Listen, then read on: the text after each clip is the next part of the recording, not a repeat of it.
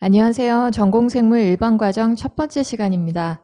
자, 이번 일반과정은 전공생물 기본 개념이 조금 부족해서 이거를 이제 기초부터 탄탄히 다지고 싶다 하시는 분들이나 아니면 생물학을 공부하신 지 좀 오래되신 분들, 그래서 공부를 이제 새로 시작하는 과정에서 기초부터 시작하시고 싶으신 분들이 듣는 과정인데요. 특히 우리 전공생물 난이도가 한 7, 8년 전과 비교했을 때 평이한 문제들 비중이 점점 증가되고 있어요. 그래서 기본 개념의 중요성이 이제 점점 더 커지고 있습니다. 그래서 이런 일반 과정을 통해서 기본 개념부터 탄탄하게 꼭 다지시길 바랍니다.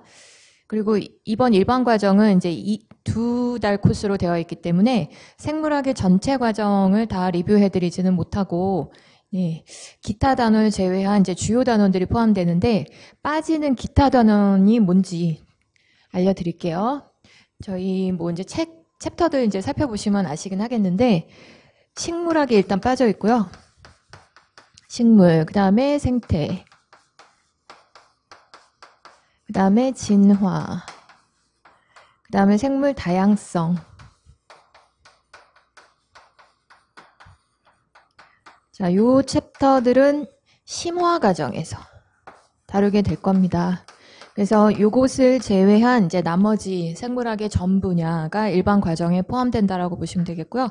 그래서 전체적으로 대학 때 배우신 내용들에서 조금 플러스 알파 정도 이제 추가된 난이도라고 생각하시면 되고, 그 다음에 이 교재는 제가 이제 시중에 나와 있는 일반 생물학, 뭐 캠벨이라든가 아니면 뭐 러셀 생명과학, 그 다음에 솔로몬 생명과학 같은 이제 여러 일반 생물학 책들을 참조를 했는데 주로 이제 정리가 잘 되어 있는 캠벨 생물학 내용이 좀 위주이긴 해요. 그래서 그런 시중에 나와 있는 일반 생물학 내용들을 대부분은 포함하고 있다고 보시면 되겠고, 이렇게 일반 과정에서 이제 주요 챕터들 한번 쭉 빨리 이제 2달 동안을 리뷰하신 다음에 이제 3월부터 차근차근 이제 심화 과정 들어가시면서 심화 과정에서는 그 일반 과정에서 다뤘던 내용들도 다 대부분은 포함이 되긴 합니다.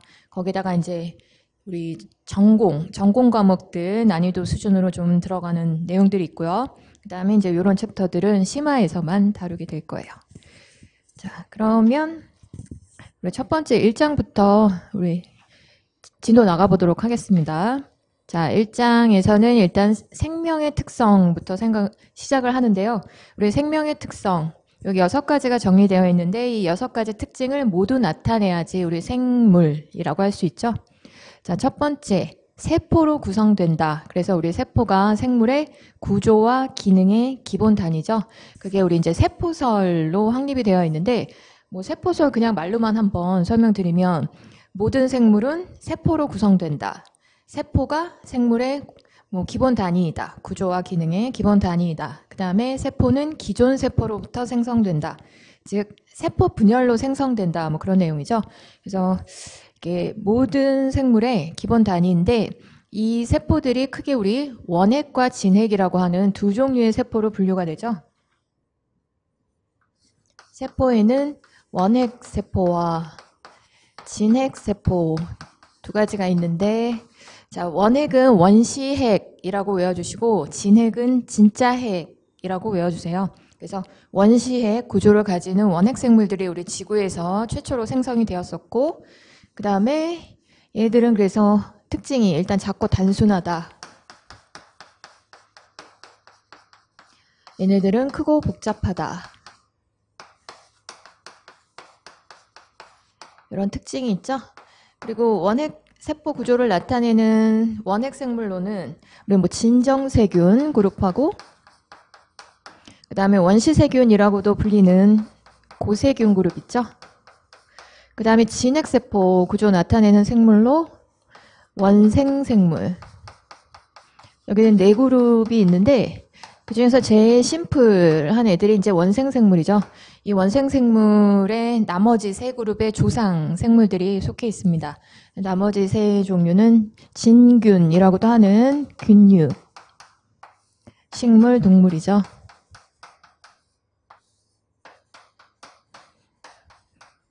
예, 그래서 크게 이 2종류의 우리 세포 구조에 따라서 원핵생물과 진핵생물로 구분을 할 수 있는데, 그래도 우리 지구상의 세포는 공통 특징이 있어요. 모든 세포들이 포함하는 공통 성분이 있는데 그런 공통 성분에 일단 외부와 내부를 경계짓는 세포막이 있죠. 그리고 뭐 세포막 안쪽에 뭐 세포 소기관을 제외한 주로 이제 핵을 제외한 물질 부위를 세포질, 진핵에선 그렇게 얘기하고 원핵에서는 세포막 안쪽 물질 부위를 다 세포질이라고 하죠. 세포질도 공통 성분이라고 할 수 있고, 그 다음에 유전 물질인 DNA 또 공통 성분이죠. 이 DNA는 사실 이제 우리 유전 정보라고 얘기하는데, 유전 정보라는 것은 사실은 단백질 합성을 위한 설계도죠. 그래서 단백질 합성을 위한 설계도, 이 DNA로부터 우리 다양한 종류의 단백질들이 만들어져서 그것들이 우리의 이제 특성을 결정하게 되죠. 그런 단백질들이. 자, 그래서 이제 DNA. 그 다음에 공통 성분으로 한 가지만 더 추가하자면 리보솜을 들 수 있는데요. 리보솜 같은 경우엔 단백질 합성 장소 또는 단백질 합성 기구여서 이것도 원핵 생물과 진핵 생물에 모두 공통으로 포함되어 있습니다. 여기서 이제 한 가지 정도만 더 추가하자면 효소.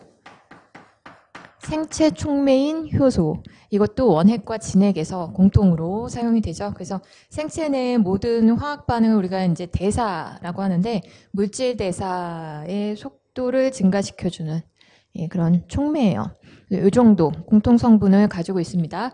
그래서 세포들이 뭐 원핵과 진핵으로 나뉘면서 차이점도 있지만 이렇게 공통 성분들로 묶이기도 합니다. 그다음 두 번째 특징 보시면, 자, 성장하고 발생한다 그랬는데, 성장은 세포 뭐 크기, 그 다음에 세포 수가 증가하는 거죠. 그래서 우리 같은 다세포 생물들의 경우에는 세포 수가 증가하고 이제 몸 크기가 커지게 되는데, 단세포 생물들 같은 경우에는 세포 분열 이후에 이제 뭐 또 세포 크기 성장 같은 거 일어날 수 있죠. 그 다음에 발생 과정. 발생 과정은 생물의 일생에 걸친 형태 변화를 사실은 다 발생이라고 해요. 일생에 걸친 변화 과정. 근데 이제 그럼 너무 광범위하기 때문에 우리 생물학에서 주로 초점을 맞추는 것은 유성생식 생물에서는 수정란으로부터 사람으로 치면 태아가 형성되기까지의 과정, 요거를 발생 과정이라고 하죠. 그래서 이런 성장과 발생을 할 수가 있다. 그리고 세 번째, 물질 대사. 항상성 유지를 한다 그랬는데요. 물질 대사라는 거는 생체 내의 모든 화학 반응, 아까 말씀드렸는데, 물질 대사에는 두 가지 종류가 있죠, 크게. 자, 동화와 이화. 기억나시죠? 그래서 물질 대사의 두 종류. 지금 여기 생명의 특성에 나오는 내용들은 저희가 이제 앞으로 다 다룰 내용인데, 여기서 한번 서머리를 한다 생각하시면서 들으시면 되겠습니다. 자, 물질 대사는 크게 동화와 이화로 나누죠. 동화 같은 경우에는 작은 물질들 여러 개를 이제 합쳐서 큰 물질을 합성하는 과정. 큰 물질로 합성하는 과정이라고 생각하시면 되고, 이화는 큰 물질을 작은 물질로 분해하는 과정. 분해라고 생각하시면 되겠습니다. 이 과정에서 공통으로 필요한 것이 있는데 바로 효소죠. 효소. 우리 생체 내에서는 이 과정들을 효소를 사용해서 빠르게 일어나게 하고, 그 다음에 에너지를 가지고 얘기할 때는 동화 과정 같이 작은 물질들을 좀 더 질서정연하게 큰 물질로 이렇게 합성하는 과정은 자연스럽게 우리 자발적으로 일어나지 못합니다. 에너지가 항상 필요하죠. 그래서 이 동화 과정은 에너지를 흡수하고, 그 다음에 이화 과정 같은 경우에는 에너지를 방출하는 과정이죠. 그래서 에너지가 들어오고 나가고 이게 좀 이제 반대긴 한데, 이런 동화와 이화 과정을 통해서 우리 몸에서 이제 필요한 물질들을 충당하고 하게 되는데, 항상성 유지는 이렇게 우리 체 내에서 항상 동화와 이화 같은 과정이 다 일어나면서도 그러니까 항상 이런 변화가 일어나는데, 근데 생체 조건 몇 가지에 대해서는 외부 환경 변화와 상관없이 늘 일정하게 유지하는 특성이 있습니다. 그거를 항상성 유지 또는 항상성 조절이라고 해요. 그래서 몇 가지 특성, 모든 조건을 다 일정하게 유지하는 건 아니고 몇 가지 특징 중에 항상성 유지하는 특징의 예로는 대표적인 게 체온이죠. 체온. 그 다음에 pH, 산도. 그 다음에 삼투 농도, 용질 농도, 혈당. 이런 거 우리 대표적으로 우리 인체 내에서 항상 일정하게 유지되는 조건들 대표적인 예죠. 그래서 이런 몇 가지 딱 필수적인 조건은 일정하게 맞추려는 조절 작용이 늘 일어난다 그런 거예요. 그 다음에 자극에 대한 반응을 할 수 있다. 내 외부의 변화에 대해서 단시간 내로 반응해서 위험으로부터의 생존력을 높인다. 자, 아까 같이 항상성 조절이 아니라 이번엔 그냥 반응이에요. 반응을 하는 거예요. 그러니까 자극에 대응하는 건데 특히 여기 자극에 대한 반응은 일단 예를 들어보면 자극에 대한 반응으로 식물 같은 경우에는 우리 굴광성이 대표적이죠. 식물의 굴광성. 자, 광합성의 필수적인 우리 빛을 받기 위해서 식물이 빛을 향해서 구부러지는 현상, 빛을 향해서 자라는 현상을 굴광성이라고 하죠. 그 다음에 동물도 있어요. 동물의 반사작용 같은 거. 자, 뭐 외부 자극에 대한 반사작용으로 뭐 동공반사 같은 거, 이제 들어오는 빛의 양에 따라서 동공 크기 조절하는 것도 있고, 그 다음에 생존력하고 가장 필수적인 건 움츠림 반사라고 해서 뜨거운 거나 뭐 뾰족한 거에 닿거나 밟았을 때 손이나 발을 떼는 과정, 그런 거 대표적이죠. 그래서 동물의 반사작용도 자극에 대한 반응이 되겠는데요. 이 자극에 대한 반응하고 6번에 나오는 환경의 적응, 요게 좀 헷갈릴 수가 있는데 차이점을 이제 구분해서 말씀드리면 4번의 자극에 대한 반응은 빠르게 일어납니다. 빠르고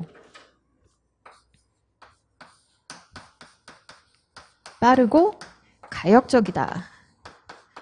요거를 기억해 주세요. 빠르게 일어나고 그 다음에 원래 상태로 돌아갈 수 있다. 가역적이란 말은. 근데 이제 6번의 환경의 적응은 원래 상태로 돌아가기가 힘듭니다. 미리 이제 말씀드리면 6번의 환경의 적응은 느리게 일어나고 좀 시간이 오래 걸려요.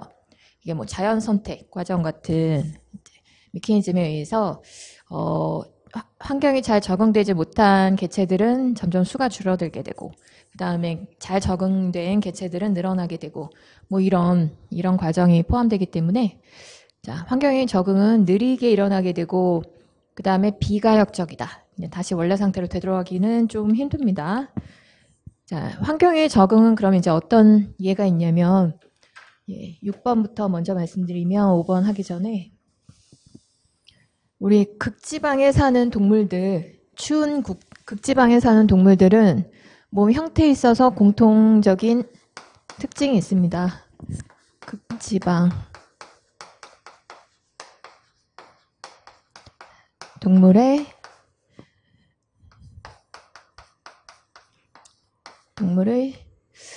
몸의를 빼는 게 낫겠네요. 동물 몸의 형태적 적응.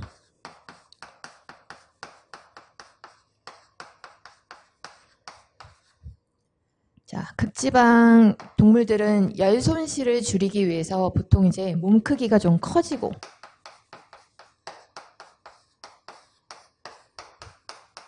말단 부위가 좀 짧아요. 이렇게 열 손실을 막기 위해서 우리 손가락, 발가락 같은 말단 부분, 귀, 코 뭐 이런 게 좀 짧고 둥글둥글.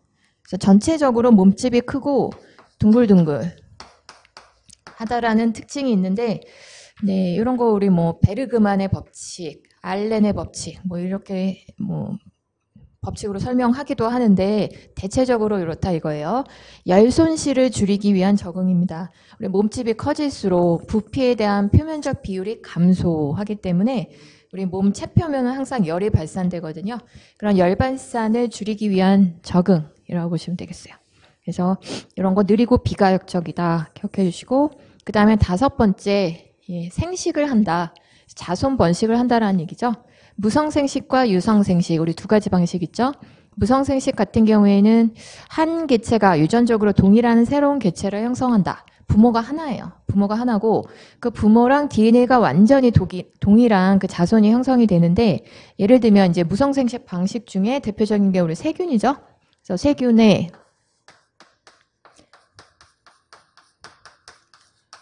분열법, 이분법이라고 예전에 많이 했었는데 요즘에 이제 뭐 고등학교 교과서도 분열법으로 이제 통일이 됐기 때문에 분열법으로 말씀드릴게요. 그래서 세균의 분열법 같은 거, 그냥 세포 분열 자체가 생식이죠.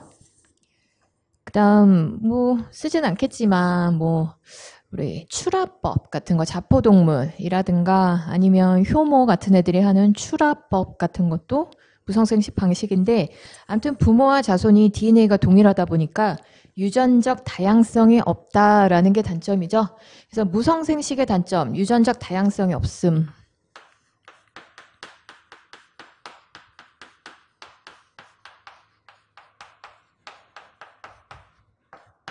자, 이게 이제 무성생식의 특징이고, 유성생식은 유전적 다양성이 있게 됩니다. 거기 보시면 두 부모로부터 생성된 생식세포들이 특이한 조합으로 만나는 거죠. 다양한 조합으로 만나는 거죠. 그래서 아무리 부부들이 열심히 자식을 계속 낳아도 절대로 똑같은 DNA를 갖는 자식이 나올 수는 없어요. 우리 아시죠? 나중에 이제 유성생식, 뭐 감수분열 과정에서 어떻게 유전적 다양성이 증가되는지 배우실 건데, 엄청난 다양성이 형성이 되기 때문에 자식을 막 10명 이상 낳아도 절대로 똑같은 아이가 일란성 쌍둥이가 아닌 이상에는 생성될 수 없다. 아시죠? 그래서 유전적 다양성이 있고 없고가 제일 큰 차이인데, 이게 어떤 영향을 미치는지. 자, 유성생식에서 이제 유전적 다양성이 있다 보면 어떤 환경 변화가 오더라도 그 환경에 적합한 개체들이 늘 있어요. 다양한 자손들이 있다 보니까. 그래서 요즘같이 뭐 이제 코로나 바이러스, 막 이런 바이러스가 유행할 때 그 바이러스에 또 강한 사람들이 늘 있게 마련이에요. 면역계 구성이 좀 사람마다 차이가 나기 때문에, 면역세포들의 차이가 있기 때문에, 그 치사율 높은 바이러스로 얘기 드리면 에볼라 바이러스. 요즘 에볼라가 뭐 아프리카에서 아직도 조금씩은 환자들이 나오고 있다는 것 같은데, 그 에볼라 바이러스 같은 경우에는 치사율이 90%예요. 근데 그렇게 치명적인 바이러스도 10%는 항상 생존한다는 얘기인 거죠. 그만큼 이제 유전적 다양성 때문에 그 에볼라 바이러스도 면역세포로 이길 수 있는 사람들이 있다는 얘기예요. 아직 치료제는 없으니까 살아남은 사람들은 이제 면역력으로 이긴 거라고 보시면 되겠는데, 근데 이제 무성생식 같은 경우에는 그 부모와 자손들이 추가로 돌연변이가 일어나지 않는 한 DNA가 모두 동일한 그런 집단을 형성하기 때문에, 네, 환경 변화가 불리할 경우에는 전멸을 할 수가 있는 거죠. 다양성이 없어서 불리한 환경에서는 전멸할 수도 있는. 그래서 전체적으로 일단 유전적 다양성이 높은 것이 그런 개체군, 우리 어떤 생물 종의 유지에 아주 필수적입니다. 그래서 뭐 사실은 무성생식을 하는 뭐 세균이라든가 효모 같은 애들도 이런 무성생식의 단점을 보완하기 위해서 추가로 개체들 사이에 유전 물질을 교환할 수 있는 메커니즘을 다 가지고는 있습니다. 세균 같은 경우에는 형질 전환 같은 거 할 수 있고, 또 이제 바이러스 매개로 한 형질 도입, 그 다음에 직접 박테리아들이 들러붙어서 DNA 유전 물질 교환하는 뭐 접합 같은 과정 있죠. 다 이제 뒤에서 배울 내용인데요.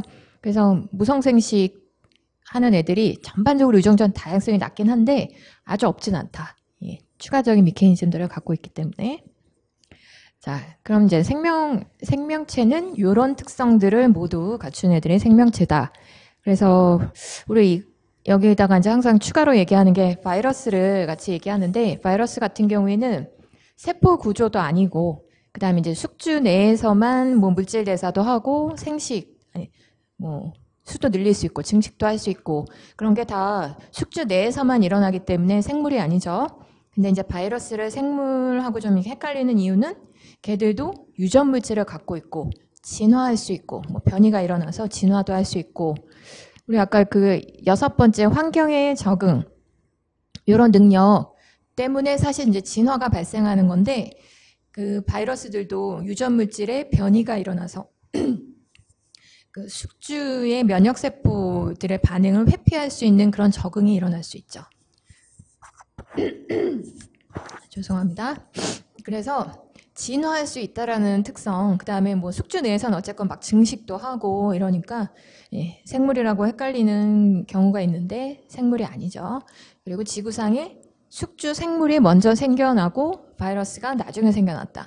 그러니까 생물과 무생물의 뭐 중간체라고 해서 뭐 생물이 생겨나기 전에 이제 진화 과정에서 뭐 이전 단계로 착각하시는 경우도 있는데 그것도 아니고 숙주가 생겨나고 난 다음에 생겨난 기생체라고 보시면 되겠어요. 그래서 바이러스 챕터에서 나중에 말씀드리겠는데 바이러스는 절대 세포 내 기생체라는 표현을 쓰죠. 참고로 알고 계시고요. 그 다음에 생명체의 구성.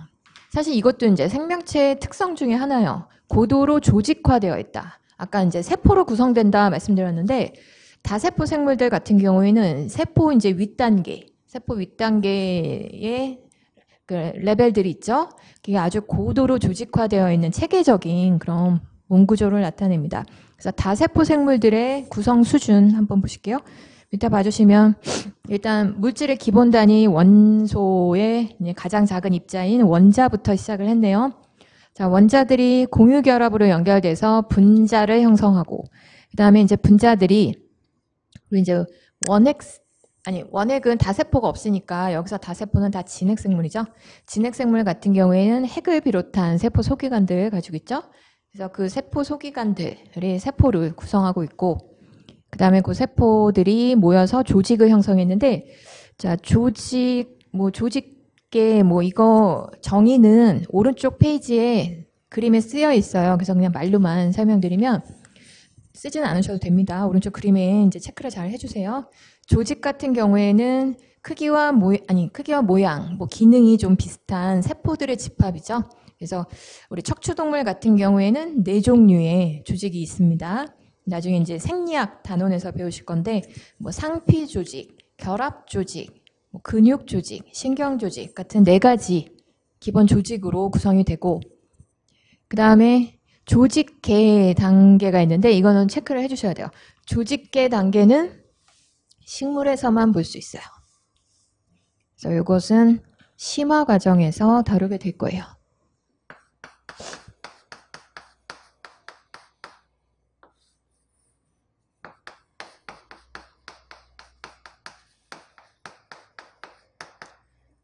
그 다음 기관, 동물 위주로 일단 말씀드리겠습니다. 기관은 기능 단위인데 여러 개의 조직들이 이제 어우러져서 형성된 기능 단위라고 보시면 되겠고 기관의 예로는 위라든가 심장 같은 거 있죠. 자, 그런 기능 단위를 기관이라고 하고 그 다음에 참 거기서 위라든가 아니면 심장이라든가 하는 기관들은 아까 말씀드린 4가지 조직이 다 들어있어요.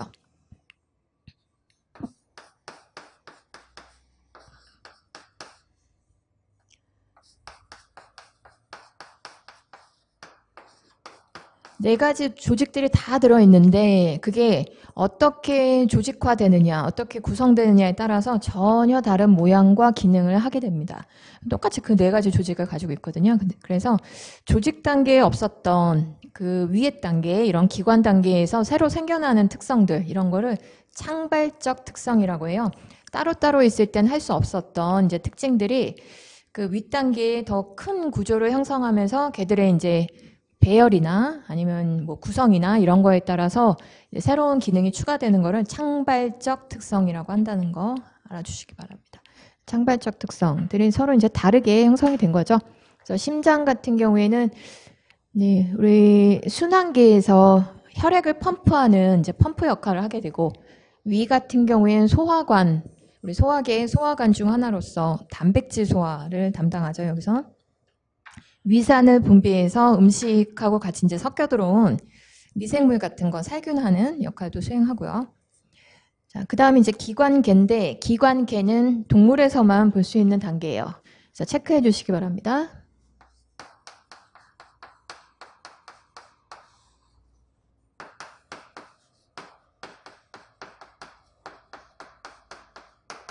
자, 기관계. 동물에서만 볼 수 있고 여러 조직과 기관들이 모여서 어우러진 우리 생체의 기본 필수 그런 과정들을 수행하는 단위라고 생각하시면 됩니다. 협력체계.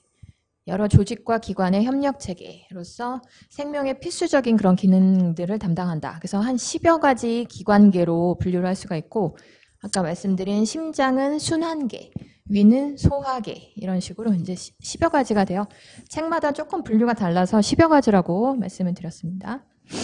자, 이런 이제 기관계들이 필수적인 기능을 수행하면서 우리 다세포 생물 개체의 이제 목숨을 유지시키고 있는 거죠.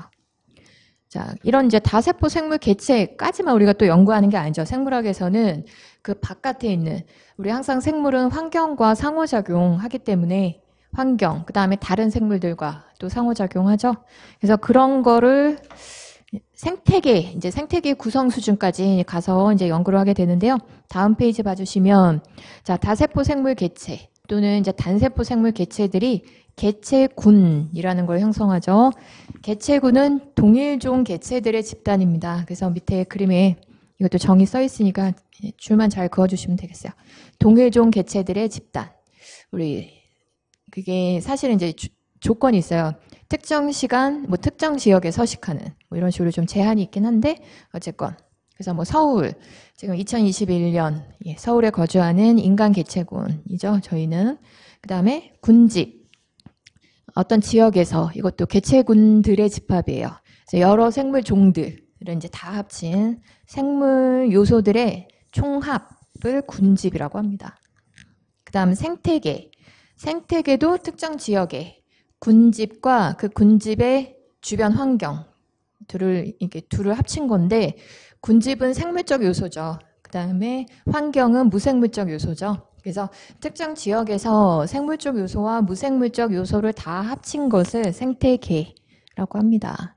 뭐 이제 생태계의 우리 군집의 생물들을 기능에 따라서 또 분류할 때는 우리 다음 심화 과정에서 다룰 내용이긴 한데요. 아시죠?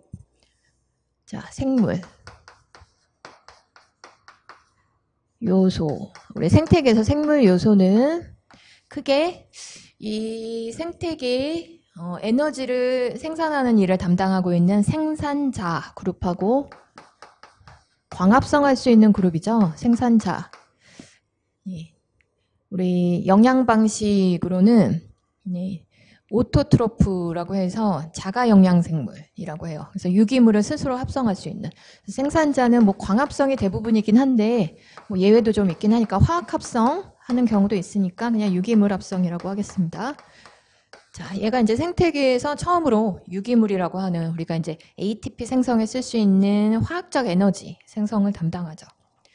그 다음은 이제 먹이사슬에서 얘네들을 소비하는 소비자. 그 다음에 그런 생산자를 먹는 뭐 주로 초식동물 되겠는데 그 초식동물을 또 먹는 그 위에 단계의 생물들 다 소비자라고 하죠. 그래서 유기물을 섭취, 얘들은 유기물을 섭취하는 애들이죠. 그 다음 우리 지구에서는 에너지는 항상 한 방향으로 흐르는데 태양 에너지 유입으로부터 시작해서 에너지는 생물 내로 이제 이 생산자를 통해서 유기물 형태로 합성된 다음에 먹이사슬을 타고 전달되고 그 다음에 살아있는 동안의 물질 대사를 통해 뭐 주변에 열로 발산되기도 하죠. 물질 대사 과정 중에는 항상 열 생성으로 이제 손실되는 에너지 양이 있어요. 그래서 그런 에너지 흐름이라고 얘기하는데 물질 같은 경우에는 우리 지구 내에서 계속 순환을 합니다. 물질은 순환되는데, 자, 우리 같은 생물들이 이제 유기물 형태로 이렇게 막 몸을 갖추고 있다가 죽게 되면 이제 자연으로 돌아가게 되죠. 그 이제 죽은 생물들의 사체를 분해해서 이걸 또 이제 다른 살아있는 생물들이 이용할 수 있는 형태로 돌려주는 중요한 역할을 하는 생물 그룹이 분해자죠. 자, 이런 분해자 그룹은 유기물 분해를 담당해서 우리 이제 물질들을 순환시키는 데에서 이제 중요한 역할을 수행합니다.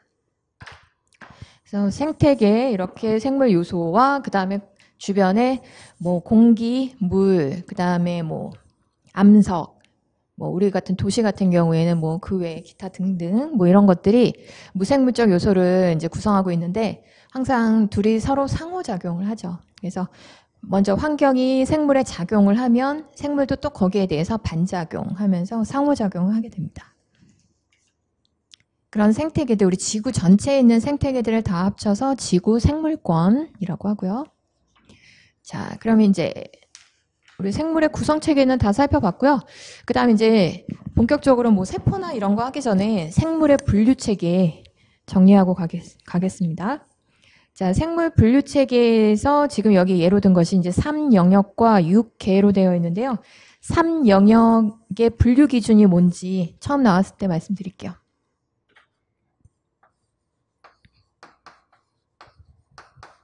삼영역 이 경우는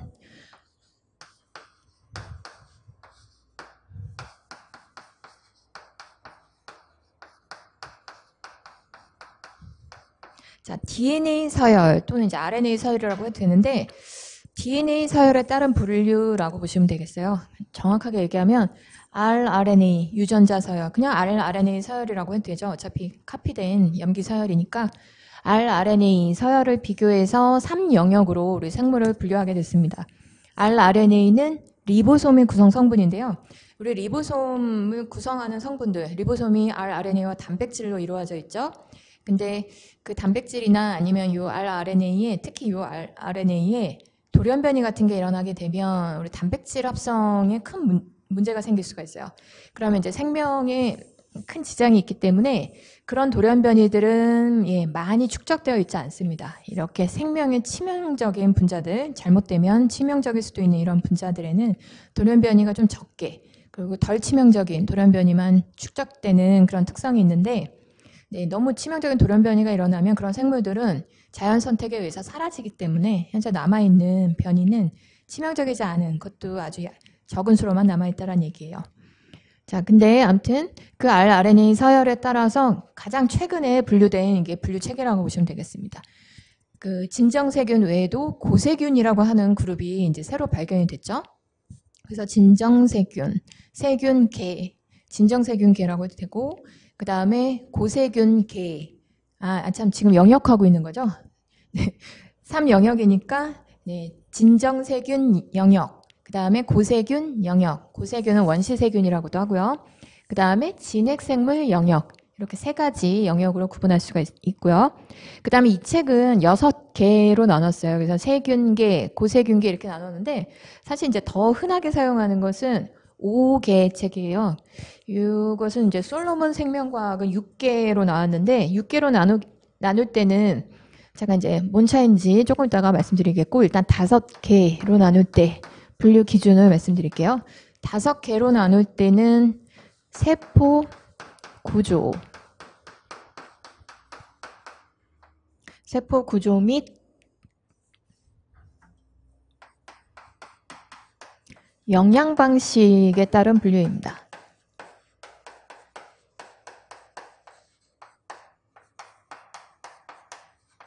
이렇게 분류하는 건데 5개로 묶을 때는 여기 6개에서 세균하고 고세균을 합쳐서 원핵생물계라고 해요. 그래서 일단 원핵생물계, 원핵세포 구조로 되어 있으니까 개 따로 분류를 하고 그 다음 이제 나머지 4개는 진핵생물들을 세부 분류한 거예요. 그 진핵생물들을 영양 방식에 따라서 분류한 거죠.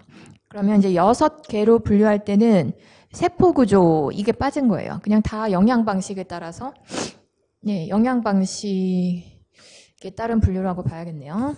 세균하고 고세균 나머지 애들 다 영양 방식과 뭐 또 뭐 세부 구조로 하면 뭐 생식 방법 뭐 이런 것 따른 분류라고 보시면 되겠습니다. 그다음 그럼 방금 봤었던 그 3영역하고 5개 책에는 거기에 묶여 있는 생물들이 여기 뭐 세균, 고세균 이런 생물들이 다 레벨이 동등해요. 같은 지위를 나타내는데 이거를 밑에 있는 베타 분류학, 베타 분류 체계로 이제 분류를 하게 되면 이번에는 조금 작은 생물 단위들을 묶어서 좀 큰 단위를 만들고 이렇게 계층적으로도 분류를 할 수가 있습니다. 그래서 계층적으로 분류할 때는 가장 분류의 기본 단위는 종이죠, 종. 자, 생물 종. 그 다음에 종들 중에 우리 이제 비슷한 애들을 묶어서 속으로 얘기하고요. 속이라고 하고요. 그 다음에 생물 속들 중에 또 비슷한 그룹을 묶어서 과 이렇게 해서 좀 더 큰 단위로 이렇게 묶어 나갔다고 보시면 되겠어요. 아니면 뭐 거꾸로 저 3영역에서 5개 그 5개 중에 또 비슷한 애들을 따로 세부 분류해서 문 그다음에 세부 분류로 아래로 내려가도 상관이 없습니다. 근데 아무튼 이 순서 좀 외워주시고 종속, 과목, 강문, 개 하고 그 다음에 이제 3영역이 제일 큰 그룹핑이죠.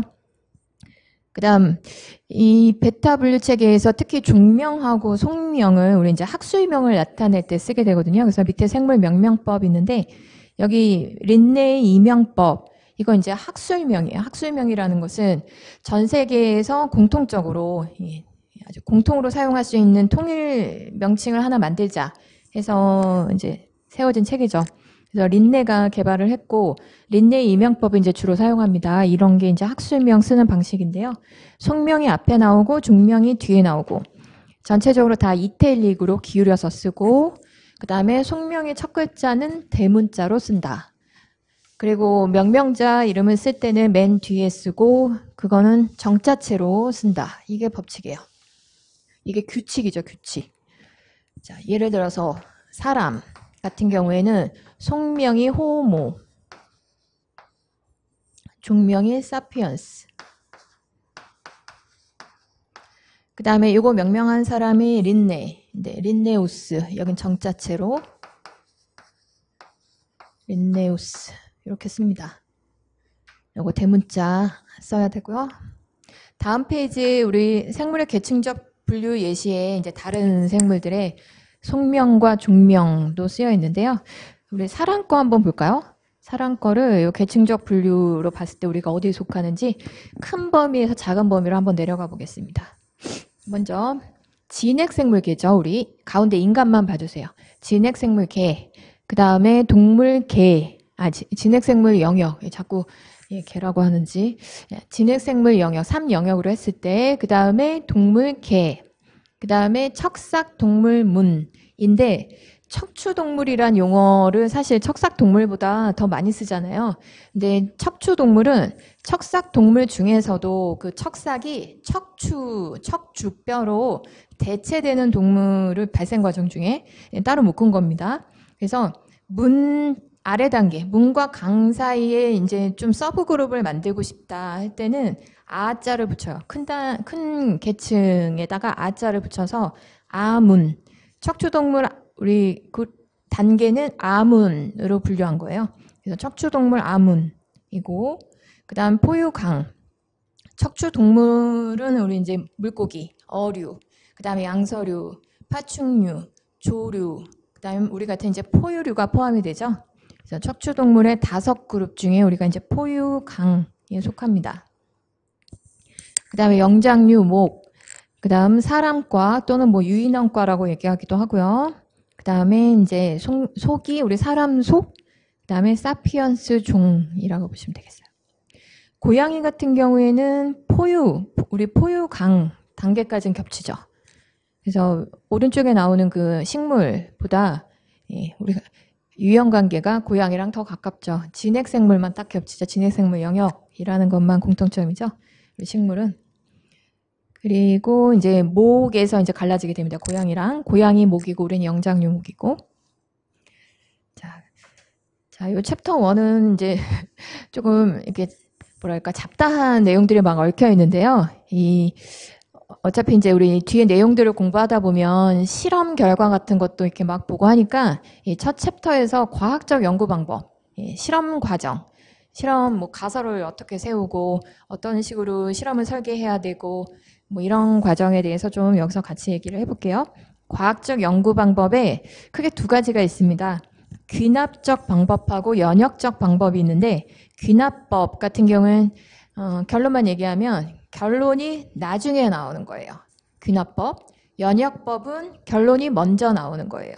근데 이거를 우리 이제 과학적 연구 방법에서는 요 2가지를 골고루 사용한다고 보시면 되겠는데 우리 과학 연구에서는 늘 가설이라는 거를 세우거든요. 임시 결론을 만드는데 그 임시 결론을 만드는 과정에선 귀납법을 사용한다라고 생각하시면 됩니다.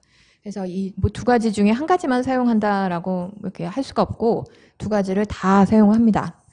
이제 가설이라는 것은 임시 결론, 거기 써 있는 임시 결론이 가설이라고 보시면 되겠고요. 가설을 설정할 때 이제 많은 관찰, 그 다음에 사전 지식 같은 거를 합쳐서 임시 결론을. 그러니까 처음 시작은 의문에서 시작을 해요. 궁금증이 막 생기는 거죠. 저건 왜 저럴까? 이제 거기서 시작이 돼서 뭔가를 관찰하다 보니까 궁금증이 생겼어요. 그래서 왜 저러는지 알고 싶다. 이런 이제 의문점이 생기면서 관찰한 내용하고 사전 지식을 이제 또 찾아보죠. 그래서 사전 지식 같은 걸 통합을 해서 아, 이래서 이럴 것이다 라는 임시 결론을 설정하는 과정. 그게 귀납법이죠. 그렇게 임시 결론을 세워놓고 그 임시 결론이 맞는지 틀리는지를 이제 확실하게 알 수 있는 실험을 설계하고 그 실험을 수행해서 그 임시 결론이 맞았나 틀렸나를 이제 가늠하는 그런 과정은 연역법을 사용하는 거죠. 결론을 먼저 내놓고 그 결론을 증명하는 과정. 실험, 객관적 실험으로. 그래서 그런 게 연역법입니다. 그래서 가설 설정 이후는 연역법을 사용한다라고 보시면 되겠어요. 그런데 이제 실험 설계가 이제 중요한데 우리 이런 이공계에서 실험 설계를 할 때는 항상 대조 실험을 해야 되죠. 대조 실험 또는 통제 실험 밑에 나와 있는 그래서 대조 실험, 통제 실험이라는 것은 실험군과 대조군을 꼭 반드시 설정해야 돼요. 대조군이 반드시 있어야 됩니다. 실험군만 만들면 안 되고 그래서 대조군은 실험군과 비교하기 위한 집단이고 실험군은 인위적으로 실험 요인을 변경한 집단이라고 되어 있는데 거기다 체크 좀 해주세요. 실험 요인을 한 가지만 변경한다.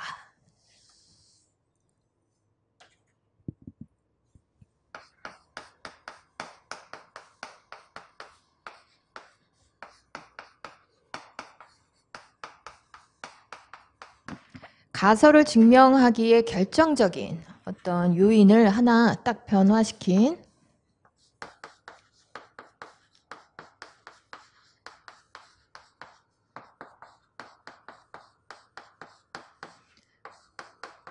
뭐 변경 또는 뭐 조작 한다라고 얘기합니다. 그리고 그 밑에 이제 변인이라는 게 있는데요. 변인은 우리 실험 과정에서 독립변인과 종속변인으로 일단 크게 나누고 독립변인은 실험 결과에 영향을 미치는 쪽을 독립변인, 종속변인은 독립변인의 영향을 받는 쪽. 그러니까 독립변인의 변화에 따라 달라지는 변인인 종속변인은 결과라고 보시면 되겠어요. 그래서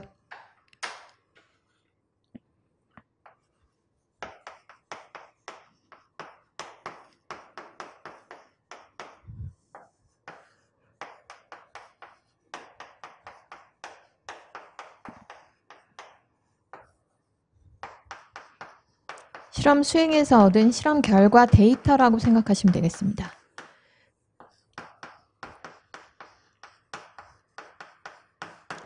그 다음에 독립변인에 또 두 가지가 있죠. 조작변인과 통제변인 두 가지가 있는데 여기 아까 실험 요인 한 가지를 조작한다. 이게 바로 조작변인이에요. 이게 조작변인.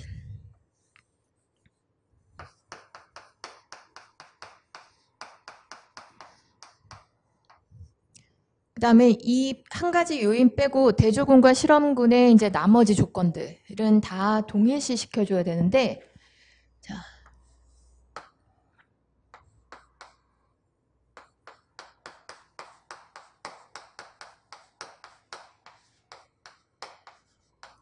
동일화 시킨 이런 조건을 통제 변인이라고 해요. 컨트롤드 베리어블이라고 하는 통제 변인. 예를 들어서 한번 설명을 해드릴게요. 그래서 일단 머릿속에 이거를 좀 정리를 하시고 독립 변인의 조작 변인과 통제 변인이 있는데 대조군과 실험군에서 딱 한 가지 차이가 나는 실험군에서 딱 변화시킨 요건 하나가 조작 변인이고 이 조작 변인은 가설을 검증하기에 적합한 조건을 딱 하나 바꾸는 거고 그 다음에 통제 변인은 나머지 그 외에 나머지 실험 조건들 다 동일하게 해줘야 된다. 그 다음에 결과로 나온 이제 데이터가 종속 변인이다. 한번 예를 들어볼 건데, 백신의 효과를 검증하는 간단한 실험으로 예를 들어보겠습니다.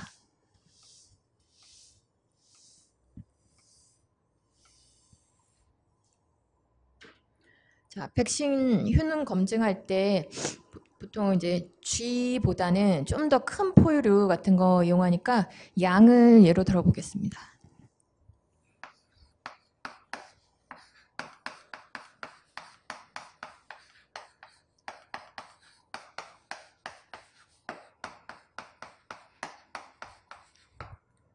자, 그럼 이제 실험군과 대조군을 설정합니다.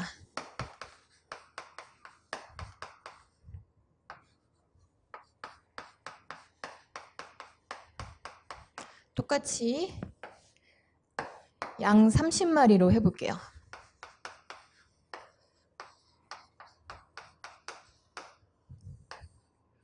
여기도 그냥 30마리라고 하죠.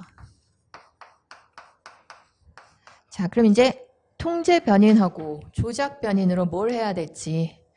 자, 일단 기본적으로 통제시켜야 할 변인으로는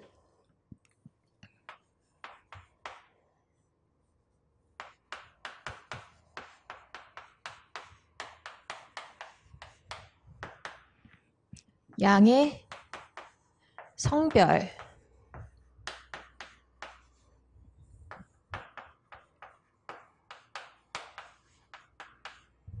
자, 동일화시키는 조건이에요. 그래서 두 그룹에서 양 성별 다 똑같이 맞춰줘야 되고, 그 다음에 연령, 양의 연령, 그 다음에 건강 상태. 건강 상태를 가늠하는 뭐 기준에 여러 가지가 있을 수 있는데 몸무게 같은 거, 예, 몸무게랑 뭐 이런 거를 좀 겉으로 봤을 때 건강 상태랑 육안으로 확인되는 건강 상태랑 체중 같은 거 동일시해야 됩니다. 그러니까 잠깐 건강 상태하고 몸 크기는 따로 할게요. 몸 크기, 뭐 체중 당연히 동일해야 돼요. 다 맞춰줘야 되고 그 다음에 사육 조건 똑같이 맞춰줘야죠. 그래서 뭐 사료도 동일하게, 그 다음에 온도, 뭐 주변 환경 이런 거 다 동일하게 해줘야 됩니다. 뭐라고 해야 되지? 얘들 그 키우는 공간, 그 최적 그 공간에 뭐 이렇게 뭐라고 그래야 되나? 공간에 쾌적한 정도 뭐 이런 것도 다 이제 동일하게 맞춰줘야 됩니다. 소음이나 주변 소음이나 이런 것도 다 통제해야 되고 사소한 모든 조건까지도 사실 이제 실험할 때는 그런 거 다 신경 써야 돼요. 신경 써서 최대한 다른 영향을 받지 않도록 특히나 이 백신 같은 경우는 면역력하고도 또 상관이 있는데 네, 면역력이 이제 스트레스나 이런 거 받게 되면 이게 또 영향을 받는 우리 뭐 기관계이기 때문에 이런 건 아주 사소하게 사육 조건 다양하게 다 동일시 해줘야 되고요. 그 다음에 이제 조작 변인.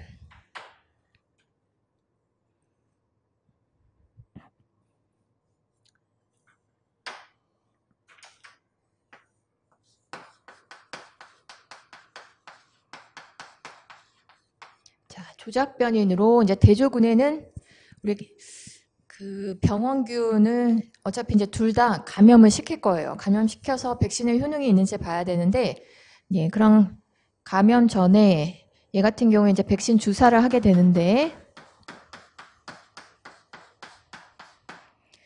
이 백신이 뭐 예를 들어서 생리식염수에 그 백신 효능을 나타내는 뭐 약독화된 균 같은 게 들어있다라고 하면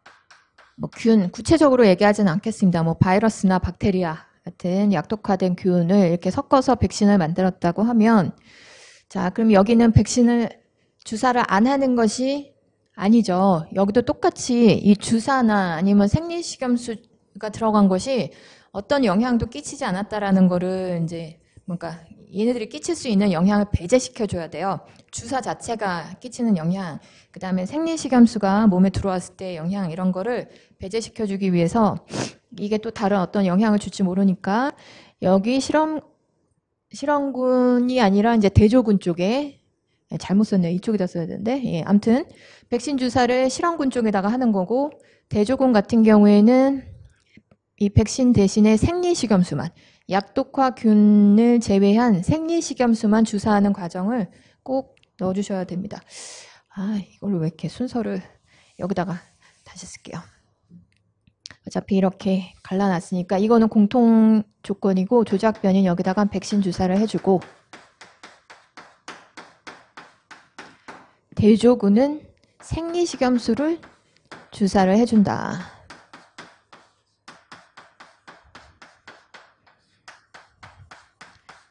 이 얘기를 제가 아까 좀 전에 강조해서 말씀드린 거예요. 여기는 백신 주사를 안 한다가 아니라 생리식염수를 주사해서 딱 그 백신에 들어간 약독화된 균 성분 그것만 차이나게 해주셔야 돼요. 그러고 난 다음에 자 아까 이런 통제 변인 이거 플러스 균 주사를 이제 균 주입 감염을 유발하죠. 이런 조건에다 이거는 공통으로 두 그룹에서 다 해줘야 됩니다. 여기도 똑같이 해줘야 된다.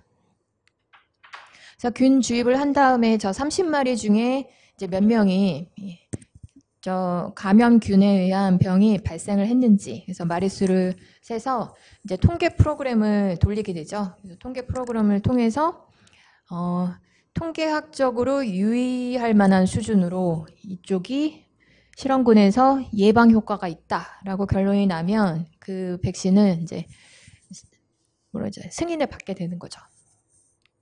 그래서 이런 거 독립변인 중에 이제 통제변인하고 조작변인 이렇게 하고 결과 참 종속변인은 구체적으로 말씀드리면 몇 마리의 양이 뭐 병이 발생했다. 몇 마리의 양은 병이 발생하지 않았다. 예방 효과가 있었다. 그런 이제 통계치 같은 게 종속변인이라고 보시면 되겠습니다. 자, 이런 게 과학적 연구 방법이다. 자, 그러면 챕터가 바뀌니까 여기서 잠깐 끊어가도록 하겠습니다. 수고하셨습니다.